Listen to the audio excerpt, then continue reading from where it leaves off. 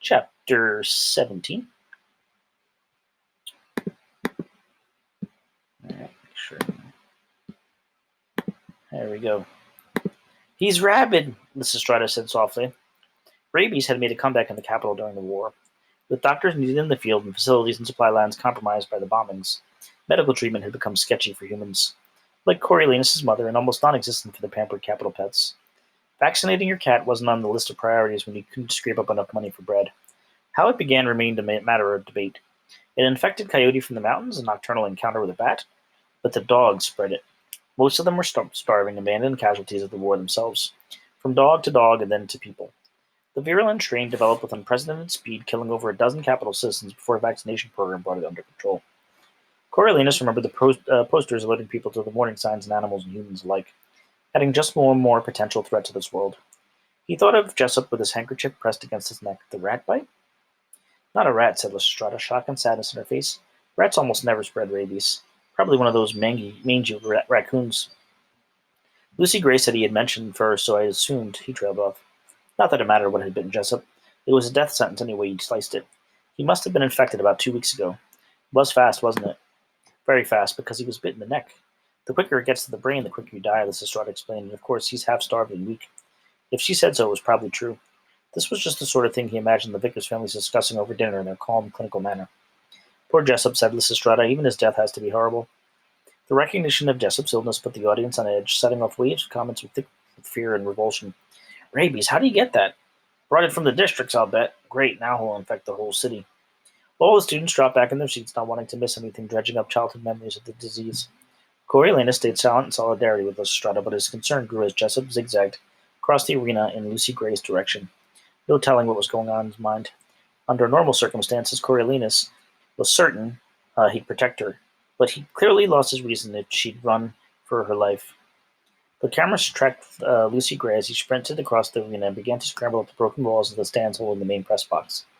Positioned midway in the arena, it occupied several rows and had somehow been spared in the bombing. She stopped the moment, panting, while she considered Jessup's erratic pursuit, then she made for the debris of a nearby concession stand.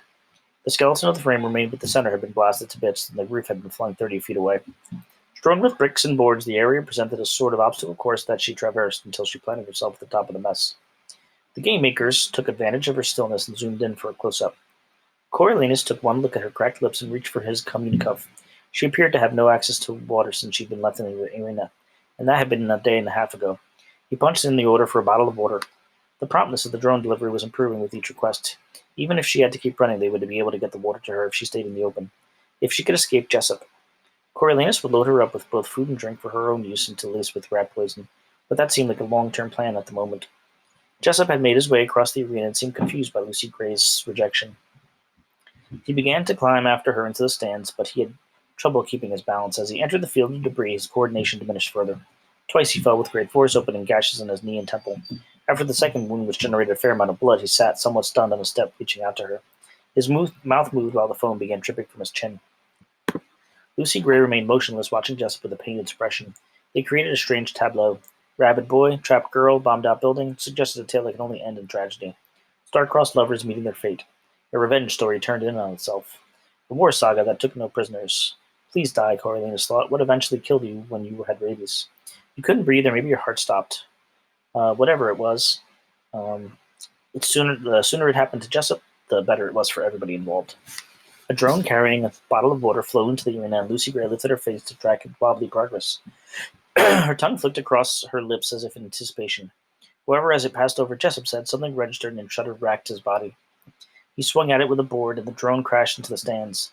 The water pooling out of the cracked bottle sent him in a state of heightened agitation. He backed away, tripping over the seats, and then made straight for Lucy Gray. She, in turn, began to climb even higher. Coriolanus panicked.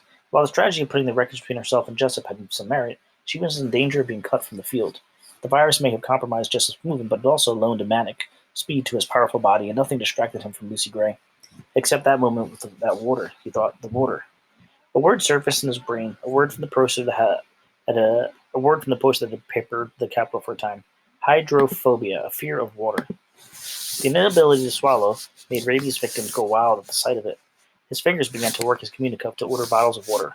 Perhaps enough of them would frighten Jessup away. He would drain his bank if he had to. Lysistrata placed her hands on his, stopping him. No, let me. He's my tribute, after all.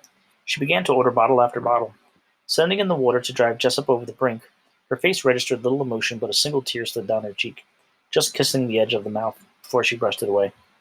Lissy, he hadn't called her that since they were tiny. You don't have to.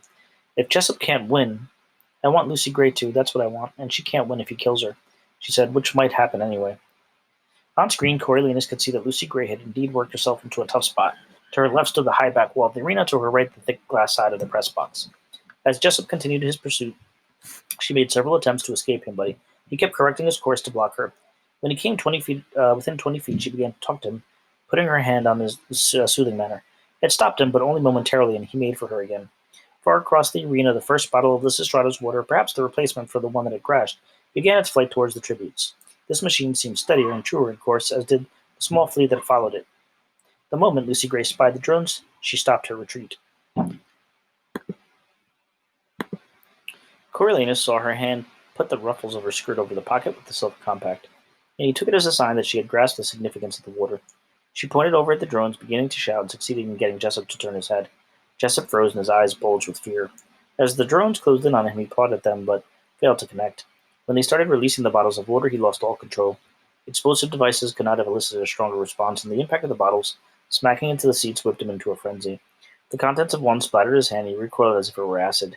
He gained the aisle and bounded down the tower to the field, but another dozen drones arrived and bombarded him. Since they were directed to deliver the right to the tribute, there was no escaping them. As he flew down toward the front row seats, his foot caught, and he tripped forward, hurtling over the arena wall and onto the field. The sound of snapping bones that accompanied his landing surprised the audience, as Jessup had landed in a rare pocket of the arena with good audio. He lay on his back, motionless except for the heaving in his chest. The remaining bottles rained down on him while his lips curled back and his eyes stared unblinkingly at the bright sun glinting off the water. Lucy Gray darted down the steps and hung over the railing. Jessup! The most he could do was shift his gaze to her face. Coriolanus could barely hear Lysistrata whisper, "Oh, don't let him die alone." Weighing the danger, Lucy Gray took a moment to assess the empty arena before she picked her way down the broken wall to his side. Coriolanus wanted to groan. She needed to get out of there, but he couldn't do it with Lysistrata beside him. She won't, he reassured Lysistrata, thinking of how Lucy Gray had dragged the burning beam from his body. It's not her style. I've got some money left, said Lysistrata, wiping her eyes. I'll send some food.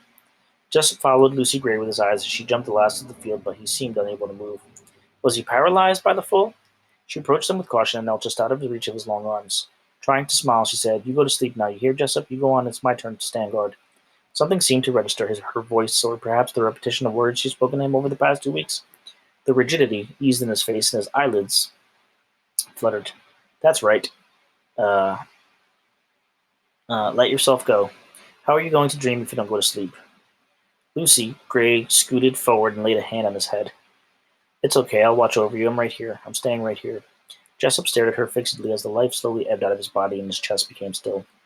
Lucy Gray smoothed his bangs, sat back on her heels. She heaved a deep sigh, and Coriolanus could feel her exhaustion. She shook her head as if to wake herself, then grabbed the nearest bottle of water, twisting off the top and draining it in a few gulps.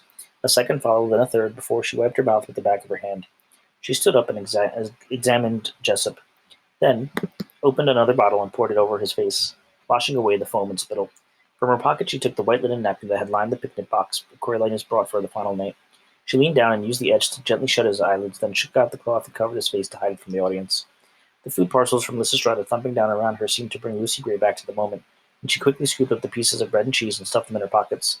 She gathered the bottles of water in her skirt, but pulled up short as Reaper appeared at the far end of the arena. Lucy Gray lost no time in vanishing into the nearest tunnel with her gifts. Reaper let her go, but walked over to collect the last few water bottles in the fading light, taking note of Jessup but leaving his body alone. Coriolanus thought it might bode well for later. If the tributes keep making a habit of scavenging the gifts of the fallen, they play right into the poisoning plan. He didn't have much time to dwell on it, though, as Lepidus arrived to claim Lysistrata. "Well," Lepidus said, "that was unexpected. Did you know about rabies?" "Of course not. I would have alerted the authorities so they could test the raccoons in the zoo," she said. "What, you mean he didn't bring it from the district?" said Lepidus. Lysistrata was firm. "No, he was bitten here in the capital." "At the zoo?" Lepidus looked worried. "A lot of us have been spending time at the zoo. A raccoon was over by my equipment, scratching around with those weird little hands. And you don't have rabies?" Lysistrata said flatly. Lepidus made a clawing motion with his fingers. "It was touching my things." "Did you have any questions about Jessup?" she asked. "Jessup? No, I never got near him. You meant, did you have any thoughts?" he asked. "I do."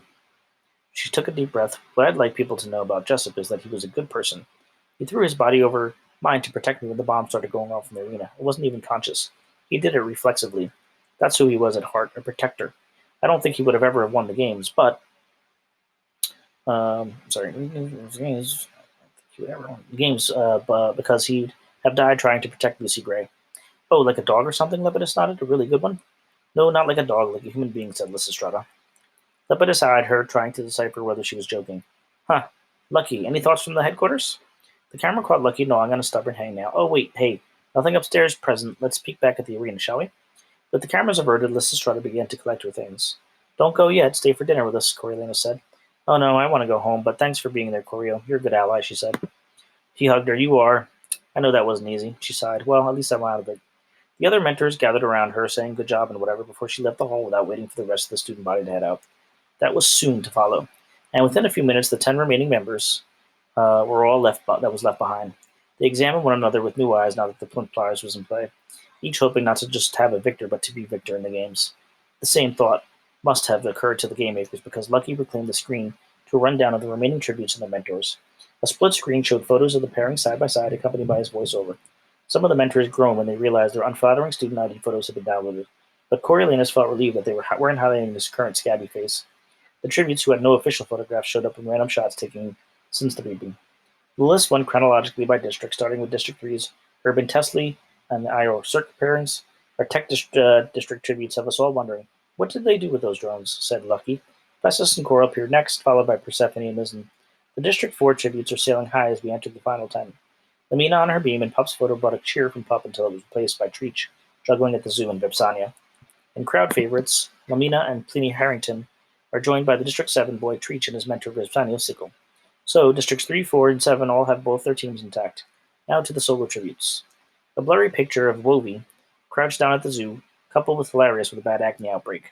Wolvie from 8 and Hilarious happens to be as a guide. Since they used his interview shot, Tanner looked better as he came up at the side with the Demisha. The boy from 10 can't wait to put his slaughterhouse techniques to good use. Then Reaper, standing strong in the arena, matched with a flawless-looking Clemencia. Here, a tribute you might want to thank, Reaper from 11. Finally, Coriolanus saw his own photo, not great, not bad, with a dazzling photo of Lucy Gray singing at the interview. And the award for most popular goes to Coriolanus Lowe and Lucy Gray from 12. Most popular was flattering, Coriolanus supposed, but not especially intimidating. Never mind, though. Popular had gotten Lucy Gray a pile of money. She was alive, watered, fed, and well-stocked. Hopefully she could hold up with the others thin their ranks. Losing Jessup as a protector was a blow, but it would be easy for her to hide it by herself. Coriolanus had promised her she would never really be alone in the arena, that he would be with her all the way. Was she holding on to that compact now? Thinking of him as he was of her, Coriolanus updated his mentor sheet, taking no pleasure in crossing out Jessup and Lysistrata. So you see the lists. So people left. The field had narrowed considerably, but several of the surviving districts would be tough to beat. Reaper, Tanner, both of the District 4 tributes, and who knew what a brainy little pair from District 3 was up to. As the 10 mentors gathered for a delicious lamb stew with dried plums, Coriolanus missed Lysistrata.